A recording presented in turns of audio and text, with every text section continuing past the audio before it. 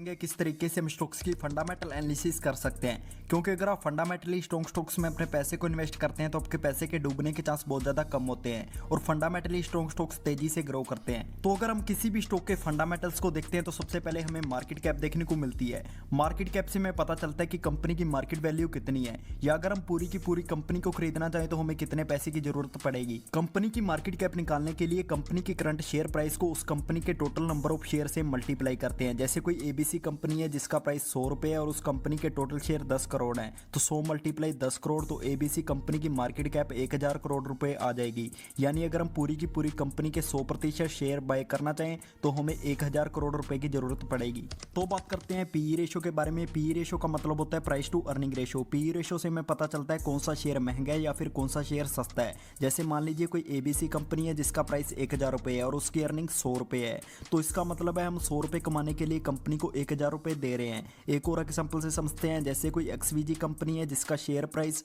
2000 रुपये है और उसकी अर्निंग 100 रुपये है। इसका मतलब हम 100 रुपये कमाने के लिए कंपनी को 2000 रुपये दे रहे हैं।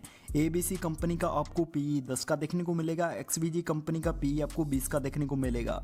एबीसी कंपनी को हम उसकी ईयरली अर्निंग से 10 गुना ज़्यादा पैसा दे रहे हैं और एक्सवीजी कंपनी को हम उसकी ईयरली अर्निंग से 20 गुना ज़्यादा पैसा दे रहे हैं। पीई रेशो आपको कई कंपनीज का 10, 20, 50 या फिर 100 से भी ज़्यादा देखने को मिलेगा। पीई रेशो कंपनी की फ्यूचर अर्निंग के ऊपर डिपेंड करता है। जैसे एबीसी कंपनी की पर ईयर अर्निंग पहले 80 रुपये थी, फिर 90 रुपये हुई, फिर 100 रुपये हुई। इसका मतलब कंपनी धीरे धीरे ग्रो कर रही है। और एक्सवीजी कंपनी की पहले अर्निंग 20 रुपये थी, फिर 50 रुपये हुई, फिर 100 रुपये हुई।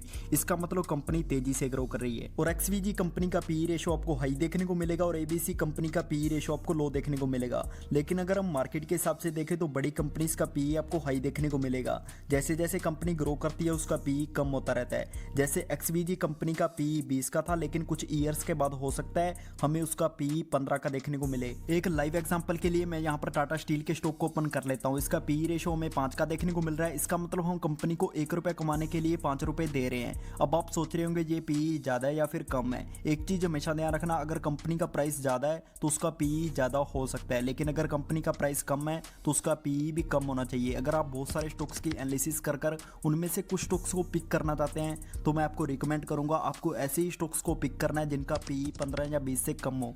तो बात करते हैं पीबी रेशो के बारे में। पीबी रेशो का मतलब होता है price to book value ratio. लेकिन पीबी रेशो होता क्या है? Share price upon book value of per share. Share price वो होता है जो इस वक्त मार्केट में शेयर का प्राइस चल रहा है, और बुक वैल्यू का मतलब होता है एसेट्स माइनस लाइबिलिटीज। एसेट्स वो होते हैं जिनसे कंपनी के पास पैसा आता है और लाइबिलिटीज वो होती हैं जिनको कंपनी ने पैसा देना होता है। जैसे एग्जाम्पल के लिए कोई एबीसी कंपनी है जिसके पास 100 रुपये के एसेट्स हैं और 50 रुपये की लाइबिलिटीज हैं, तो एसेट्स माइनस लाइबिलिटीज बचे 50। अब जो 50 रुपये बचे हैं वो उनके हैं जिन्होंने कंपनी के स्टॉक को बाय किया हुआ है, यानी जो शेयर होल्डर है। बुक वैल्यू का मतलब ये भी होता है अगर कल को कंपनी बंद हो जाती है तो हमें क्या मिलेगा।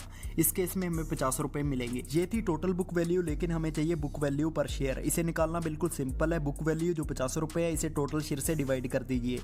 जैसे इस केस में हमारे पास टोटल शेयर 10 हैं और बुक वैल्यू 50 है, तो आपको 50 को 10 से डिवाइड कर देना है, तो हमारी बुक वैल्यू पर शेयर आ गई 5। लेकिन अब हम प्राइस टू बुक वैल्यू कैसे निकालें, यानी पीबी कैसे निकालें। अगर मार्केट में शेयर का प्राइस 20 रुपये था तो हम इस फार्मूले को यूज कर सकते हैं। शेयर प्राइस 20 रुपये डिवाइड बुक वैल्यू पर शेयर जो थी हमारी 5 रुपये। अगर हम इसे डिवाइड करेंगे तो हमारा पीबी आ जाएगा 4 का। अगर आप बहुत सारे स्टॉक्स की एनालिसिस कर उनमें से कुछ स्टॉक्स को पिक करना चाहते हैं तो आपको ऐसे ही स्टॉक्स को पिक करना है जिनका पीबी रेशो 2 से कम हो।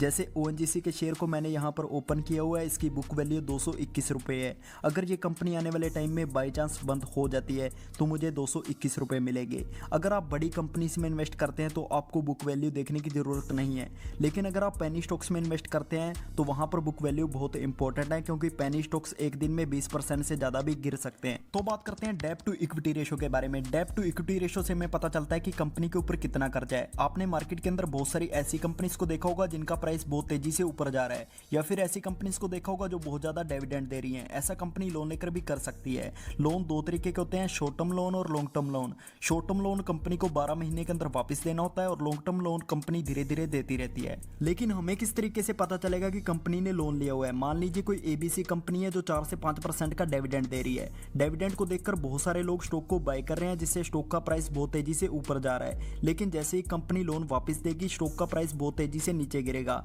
ऐसे में कंपनी अपने एसेट्स को ही बेच देती है। जब कंपनी अपने एसेट्स को ही बेच देती है तो कंपनी की ग्रोथ बंद हो जाती है। अब आप सोच रहे होंगे कि कंपनी के ऊपर अगर कर्जा है तो कितना कर्जा होना चाहिए कि हम उस कंपनी में इन्वेस्ट कर सकते हैं। इसे एक एग्जांपल से समझते हैं। डेब्ट टू इक्विटी का फार्मूला होता है टोटल डेब्ट डिवाइड बाय टोटल इक्विटी। जैसे कोई एबीसी कंपनी है जिसके ऊपर 15 लाख का डेब्ट है और 10 लाख की इक्विटी है। जब हम इसे डिवाइड करेंगे तो आंसर आ जाएगा 1.5। अब जो कंपनी के ऊपर 1.5 डेब्ट है, ये ज्यादा है या फिर कम है? अगर आपको कंपनी के ऊपर कोई भी कर्जा नहीं देखने को मिलता तो वो सबसे बढ़िया है।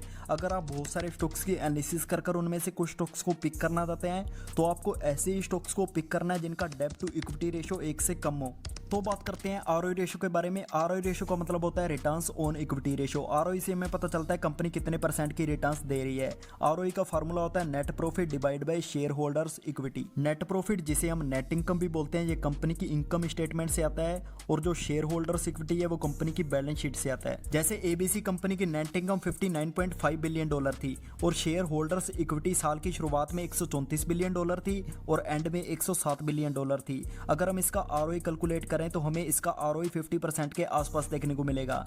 लेकिन अगर हमें यहाँ पर जो 50% का आरओई देखने को मिल रहा है, ये ज़्यादा है या फिर कम है? अगर हम इंडियन मार्केट के हिसाब से देखें तो इंडियन मार्केट में हमें 20 से 25% की रिटर्न्स देखने को मिलती है। उसके हिसाब से ये आरओई बहुत ज़्यादा है। अगर आप बहुत सारे स्टॉक्स की एनालिसिस कर उनमें से कुछ स्टॉक्स को पिक करना चाहते हैं तो आपको ऐसे ही स्टॉक्स को पिक करना है जिनका आरओई 20% से ज़्यादा हो। तो बात करते हैं डिविडेंड के बारे में। डिविडेंड में आपको अलग से पैसे मिलते हैं। हम स्टॉक मार्केट में 2 तरीके की कंपनीज में इन्वेस्ट करते हैं। पहली जो ग्रोथ कंपनीज होती हैं, दूसरी जो डिविडेंड पेइंग कंपनीज होती हैं।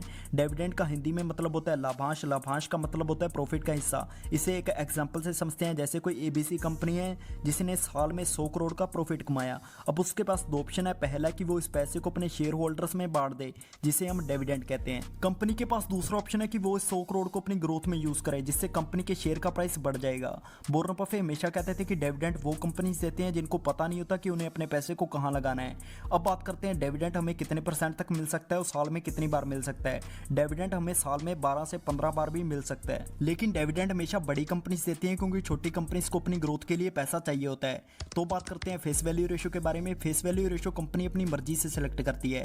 ज्यादातर कंपनीज का फेस वैल्यू रेशियो आपको 10 देखने को मिलेगा, क्योंकि अगर कंपनी अपने फेस वैल्यू रेशियो को 10 रखती है तो उसके लिए बहुत सारी कैलकुलेशंस इजी हो जाती हैं। जैसे एग्जांपल के लिए हम यस बैंक के शेयर को ले लेते हैं। इसका प्राइस 15 रुपये है और इसका फेस वैल्यू रेशियो 2 है। एक चीज हमेशा ध्यान रखना, डिविडेंड आपको फेस वैल्यू रेशियो के हिसाब से मिलता है।